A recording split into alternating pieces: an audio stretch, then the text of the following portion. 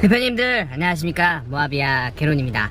네, 오늘은 비가 조금 내리고 있어요. 날씨가 엄청 무더웠는데 이렇게 가끔씩 비가 내려주니까 모아비 안에서 이렇게 휴가를 보내는 것 같은 생각도 듭니다. 여름 휴가는 역시 모아비라고 할 수가 있겠죠.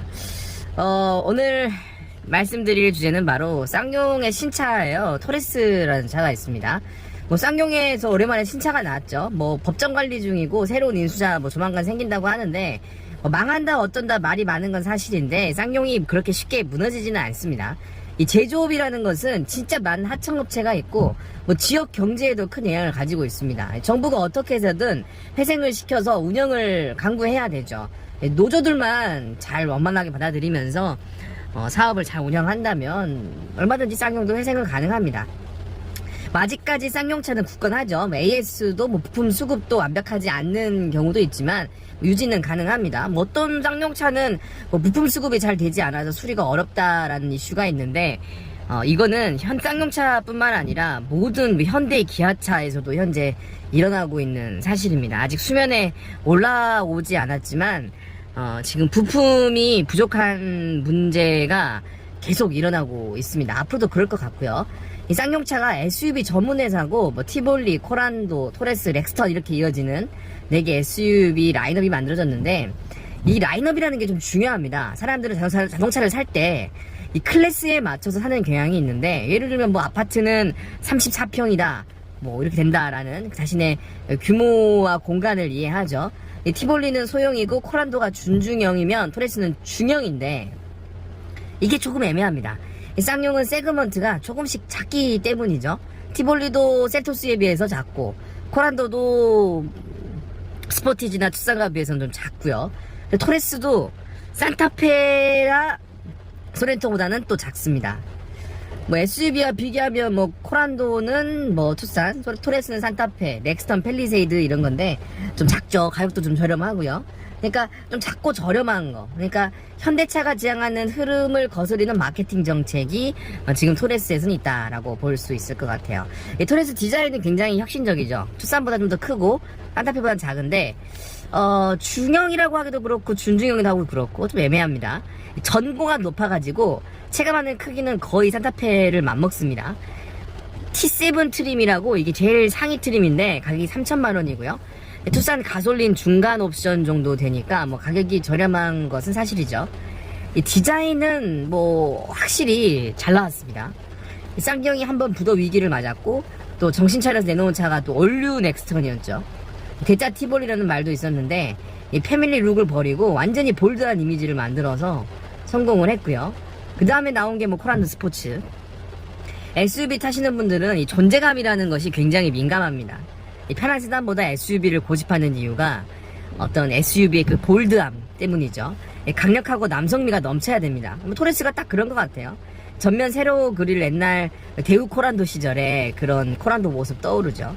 이 눈도 살짝 감은 듯한 거, 몇 대 얻어맞은 권투 선수의 그런 눈빛 같은 거. 쌍용 상황을 잘 담아낸 것 같아요. 또 후면 모습에 스페어 타이어가 화석처럼 남아있는 자, 이런 거.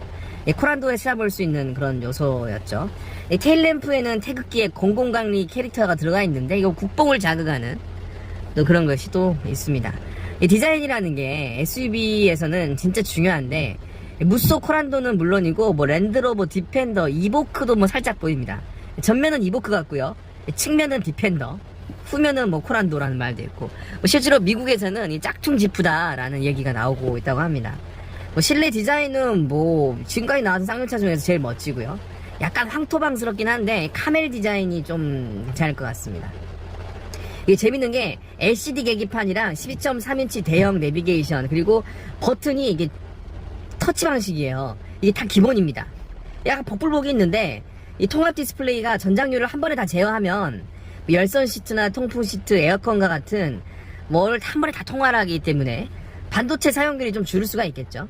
요즘 반도체 이슈가 워낙 크기 때문에 터치감에 대해서는 좀 오랫동안 써봐야 되지 않나라는 생각이 들어요. 모하비 같은 경우는 굵직굵직하게 장갑을 끼고도 막 버튼이 누를 수가 있는데 이 버튼이 터치 타입이다 이게 조금 애매한 경우가 종종 있더라고요. 좀 손이 미끄러질 수도 있고 조금 지문이 너무 많이 묻을 수도 있고 파워트레인이 1.5 터보 가솔린의 아이신 6단 미션인데 뭐 이 내구성은 좋죠. 뭐 티볼리하고 코란도에도 적용된 적이 있고 뭐 쌍용 입장에서는 새 엔진을 만들 수가 없습니다. 2025년쯤에 어차피 유로 7 같은 것들이 이제 들어오게 되면 디젤 엔진을 만드는 것이 좀 어렵기 때문에 연비는 11.0km, 그러니까 리터당 11km 정도 되죠. 이게 LET라고 해가지고 저속에서 최대 토크가 나오게 하는 방식인데 이게 조산모사입니다. 저속에서 최대 토크가 나오는 것은 결국에는 이제 후반 가속에서는 조금 떨어진다라는 거죠. 뭐 근데 대한민국 고속도로 120km가 최대인데 뭐 굳이 빨리 달릴 필요는 없죠. 토레스 옵션에 대해서 설명을 드리면 T7 등급이면 괜찮을 것 같습니다. 이게 몇 가지 옵션 추가할 수가 있는데 기본 옵션, 그러니까 2,990만원 정도의 옵션이면 꽤 괜찮은 토레스 옵션이 나옵니다. 뭐 사륜은 전륜 방식이기 때문에 크게 필요가 없고요. 뭐 썬루프나 무릎 에어백 없어도 무방하고요. 뭐 20인치 휠 타이어를 넣을 수도 있다고 하는데 18인치도 괜찮습니다. 스마트 테일게이트 물론 있으면 편하지만 뭐 이 정도 급의 차는 없어도 된다라고 생각을 하고요. 이 딥 컨트롤이라고 이제 자율주행 기능인데 여러분 테슬라가 아닌 이상 자율주행 기능은 자주 사용하지 않는 것 같습니다.